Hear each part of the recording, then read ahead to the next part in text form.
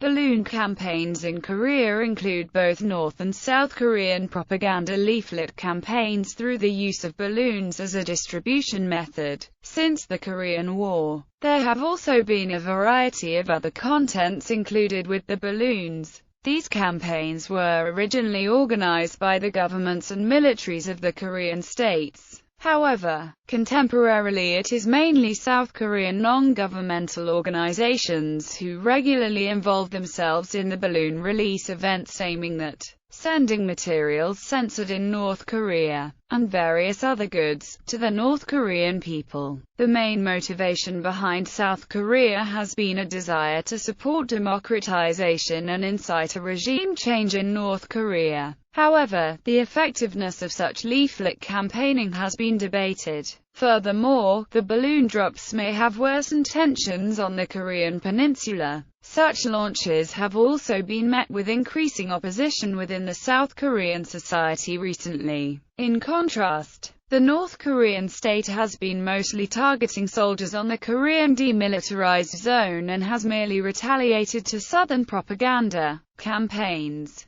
The official stance of both the South and North Korean governments has been against the continuing balloon drops. However, the South Korean government has been hesitant to intervene in the launches by activists due to concerns over freedom of expression. Some actions by officials, however, like banning the use of boats in balloon launches, have greatly reduced the amount of leaflets flying into North Korea. In the recent years, there have been a few cases of official leaflet droppings by both states. However, government-organized psychological warfare between the Korean states largely disappeared in the aftermath of the Sunshine Policy, regardless of renewed tensions since. History. Origins of propaganda campaign competitions on the Korean peninsula can be traced back to the Korean War, when the United Nations forces sheltered Chinese and North Koreans with an estimated total of 2.5 billion leaflets. A historical study has estimated that the amount of leaflets was so great that it would have been enough to cover the whole peninsula under a 35 leaflets thick layer. In comparison, the North Koreans only spread 30 million leaflets during the war. The Korean balloons can also be compared with German situation during Cold War, with Maoist guerrillas sending balloons with goods over the Berlin Wall. Originally, balloon drops were organized by the South Korean state until the beginning of the Sunshine Policy under the Kim Dae-jung administration. Both Koreas halted psychological warfare for years 2004 to 2010. In addition to balloons, this stopped radio broadcasts, billboards and loudspeakers on the DMZ. The North Korean state had originally demanded that as a precondition for the first Inter-Korean summit in 2000, and the request was later accepted by the Kim Dae-jung administration. After the Yeonpyeong incident in 2010, the Defense Ministry organized balloon drops were continued in late 2010 for a time, but they have since been suspended again after having lasted for a year. There has been a few instances of similar balloon propaganda campaigns launched by North Korea to South Korea. However, campaigns on the Korean peninsula primarily target North Korea. The most recent known balloon release by North Korea happened in July 2012 as a response to an official South Korean military leaflet campaign in the aftermath of the Yeonpyeong incident. In 2010, there was public support for a hard line against North Korea during increased tensions, but the support declined by 2011. A poll in late 2014 revealed that recent developments had turned many in South Korea against leaflet campaigns. 58% of respondents were against the balloon launches. Balloon contents.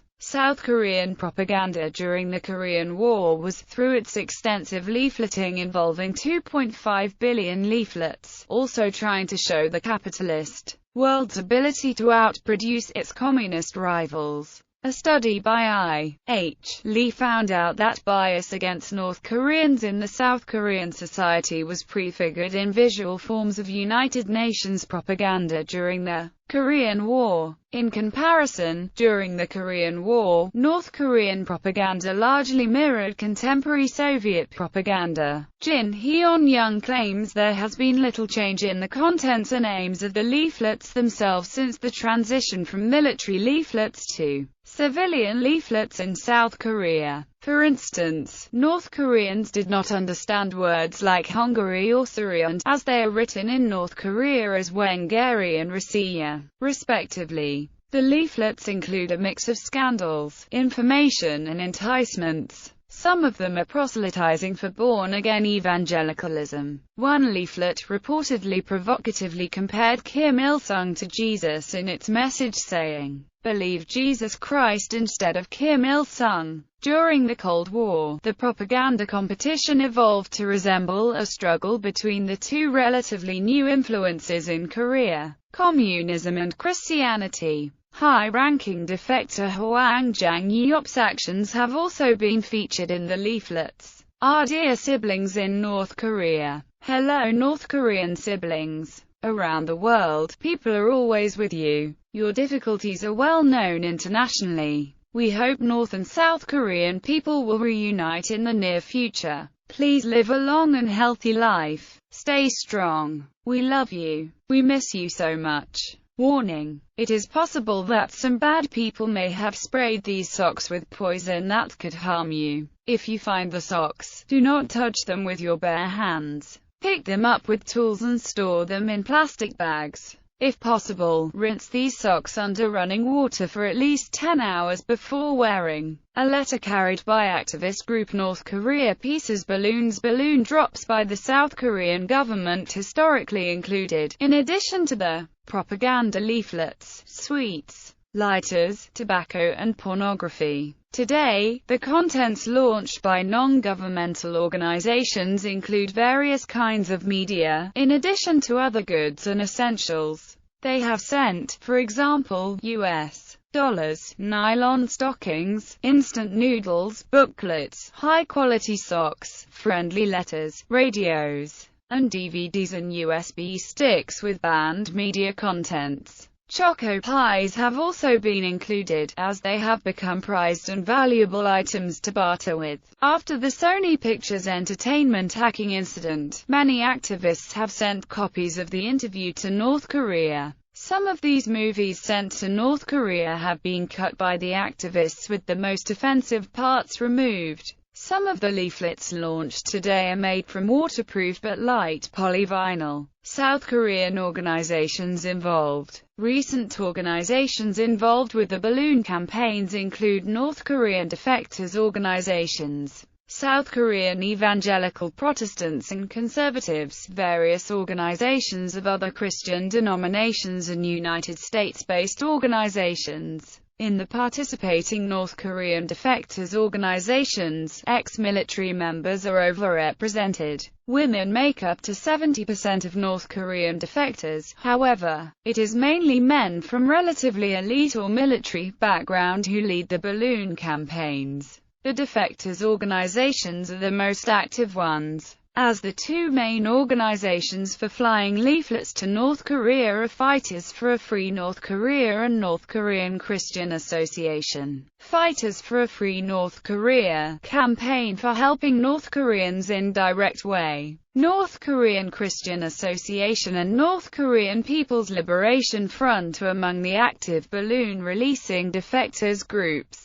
However, Park Sang-hak claims that unlike other defector groups, Fighters for a Free North Korea does not receive funding from the government. They have a couple hundred supporters giving them $5 or $10 a month. Some of the defector activists, like the North Korean People's Liberation Front, have contacts across the Chinese border area, and smuggle media across the rivers to the North Korea. Native South Korean NGOs involved include National Action Campaign for Freedom and Democracy in Korea, Korean Parents League, Chogabje.com, Family Association of South Korean POWs and Abductees, Cornerstone Ministries, and various others. Suzanne Skolter from Defense Forum Foundation is a chairwoman of the North Korea Freedom Coalition. North Korea Freedom Coalition is among the biggest supporters of the organizations involved. Anonymous Christian donors and overseas churches are also a noteworthy source of funding. Park Sang-hak has described their motives as trying to break the information curtain to encourage North Koreans in overthrowing their leaders by raising consciousness of the people. In addition to hoping to topple the regime and agitating, the involved human rights organizations are advocating causes like helping refugees, doing humanitarian work for disabled people living in North Korea, proselytizing Christianity, and various others. Role of Protestant evangelicalism. Protestant evangelicalism is a common contemporary denominator for the majority of NGOs involved with the balloon drops since the drops became essentially privatized. Jin Hyun-young argues that there has been a polarization in the South Korean society since start of the Sunshine Policy. As polarization between states decreased, the ideological and political polarization inside South Korea increased. Young notes that evangelical church leaders have led protests against both regimes. Unlike in other Asian nations, like Japan, South Koreans did not resist Western missionaries, and as a result, Christianity became politically linked to the anti-communist movement in South Korea. The Bush administration's hard line towards North Korea, and funding for the anti-North organizations, has also had an important impact on the formation of an international human rights movement against North Korea. There has also been a competition between the two major broadcasting companies in South Korea during the Cold War in the messages sent to the North Korean people. These companies are the government-run Korean Broadcasting System and the private evangelical Protestant Far East Broadcasting Corporation. Jin Hyun-young points out that 80% of North Koreans arriving in the South Korea identify themselves as Christians. These defectors will rely on and stay in touch with churches. Many of them assume leadership positions as activists against the North Korean regime. Types of balloons. The balloons most commonly used by the NGOs are unconventional cylinder-shaped helium or hydrogen-filled 12-meter-long transparent balloons. The plastic used on the balloons is sturdy double-wall greenhouse plastic. They include propaganda messages written on the surface in Korean script. These balloons were developed to replace blimps previously used by the South Korean government, which were no longer being produced. After the balloons have traveled far enough across the border, a timer will open the plastic bags carried by the balloons. The balloons can travel up to 200 kilometers. The maximum load for each balloon is 10 kilograms. Fighters for a Free North Korea uses approximately $500 for each balloon launched. However, the balloons are considered a low-cost solution. Fighters for a Free North Korea has considered improving their GPS capabilities to better understand their balloons' movements. The founder of Human Rights Foundation, Thor Halvorsen, has said that the group is considering using drones in future to distribute leaflets rather than only relying on balloons. Launch sites. Imjingan Pavilion grounds, together with the Tongyil Park parking lot in the city of Paju, and the island of Ganghwa on the west coast, are common places for the anti-North Korea activists to hold protests and launch the balloons. The balloons have also been launched on boats. Launching from boats was prohibited in 2013 by the South Korean government. Park Sang-hak says that Fighters for a Free North Korea was able to send twice as many leaflets to the North Korea by using boats. In comparison, during 2014, they managed to fly only 7 to 8 million leaflets into North Korea. The launches have been met with resistance from the locals living nearby. Fear has also been harmful for local tourism and business. Residents of the city of Paju living near the launch site of Imjingan tried to stop balloons from being launched in October 2014 by blocking the way with tractors. The locals were joined by left-wing activists supporting rapprochement. However, a small group of North Korean defector activists managed to break away and launched 20,000 leaflets from the nearby town of Gimpo. Launching balloons is not illegal, but the South Korean police sometimes intervenes. Some of the failed balloon release attempts have ended in clashes with the South Korean police and activists, such as Park Sang-hak in April 2015, being detained.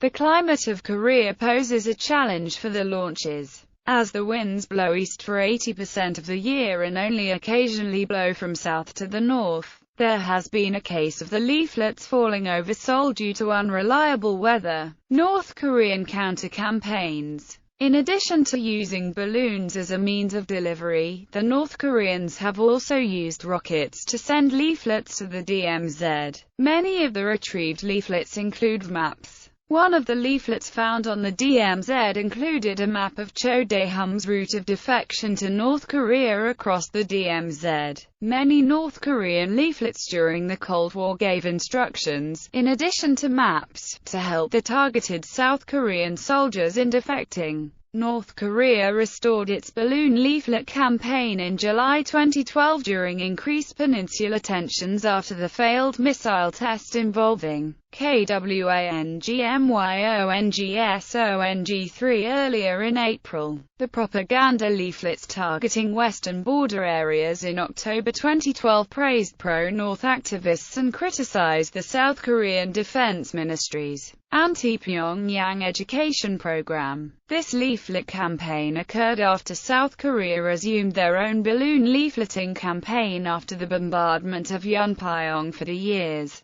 2010-2011. In October 2012, a total of around 16,000–17,000 North Korean leaflets were found by patrolling South Korean soldiers. That was according to the South Korean Defense Ministry the second time in 2012 they discovered North Korean leaflets after North Korea had resumed leafleting in July. There had been a 12-year-long break with North Korean leafleting. North Korea has warned its citizens that the goods carried by the balloons are poisoned, but the North Korean people are known to have ignored these warnings. North Korea has also been accused of intercepting the balloons and poisoning their contents like food to convince its citizens that South Koreans do not have good intentions. Organizations like North Korea Peace responded by changing the food to socks, and by including a warning and instructions how to render the poisoned socks harmless.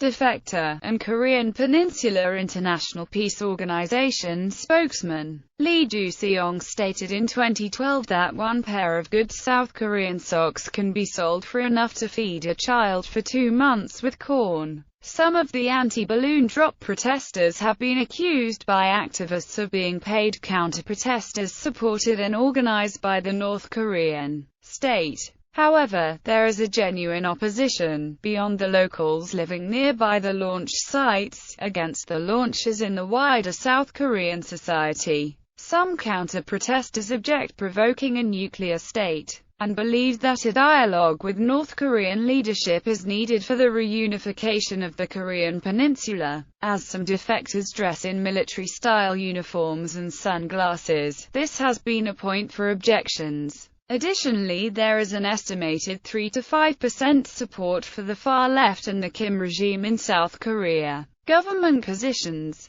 North Korean government. The North Korean state routinely threatens people involved in the balloon drops. Urimin Zokiri carried a threatening message in 2013 accusing the activists of acting as human shields for the North Korean activist defectors. Present. The Secretariat of the Committee for Peaceful Reunification, Ro Dong-sin-moon, and the National Defense Commission have repeatedly condemned the South Korean government's policy on North Korea. The state of North Korea holds the government of South Korea responsible for the balloon drops, and has demanded for harder actions against the activists. North Korea has also threatened with a military action. On 1 December 2012, the Secretariat issued a statement demanding then-presidential candidate Park Geun-hye to terminate President Lee Myung-bak's policy and to fulfill her presidential election pledge. The Secretariat of the Committee for Peaceful Reunification warned that provokers will be held fully accountable, and that the relations of the two states would be again pushed to a catastrophe in case that the launch would be allowed to happen. Ro Dong-sin-moon stated on October 2014 that the South Korean government allowing the balloon launches is comparable to an act of war. North Korea has reacted most seriously on the leaflets slandering the leaders of North Korea. In summer 2015, one such leaflet launch did not only carry death threats to prominent military leaders,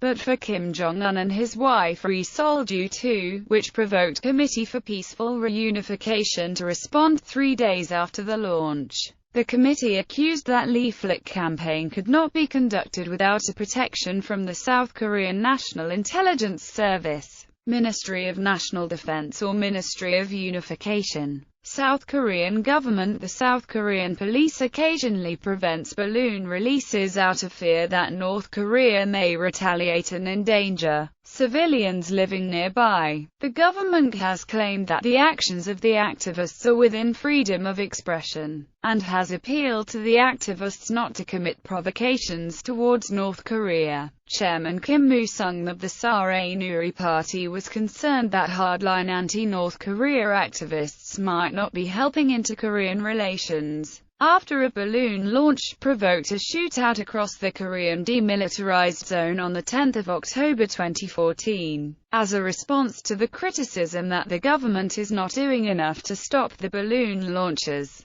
President Park Geun-hye said that the issue would be dealt with in a way that considers both freedom of expression and the safety of local residents. A senior official from the Unification Ministry spoke anonymously and remarked that previously they tried to stop the balloon releases, but since the Cheonan sinking, they have left the matter to the local police to solve. The local police intervenes only in case there is violence, or a threat of it.